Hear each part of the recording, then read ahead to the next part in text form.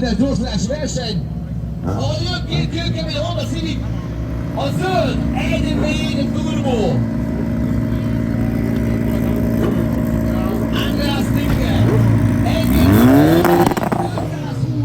520 lóerőt. Morgan Wolfgang. Na nézzük, ki lesz a gyorsabb tegyen rajta.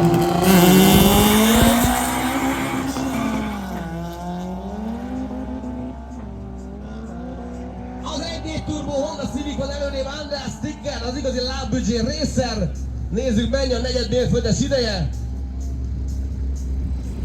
12.0, 12.0, 2.10-es célnő mellett. Szlátecsök Péter 14.4-en.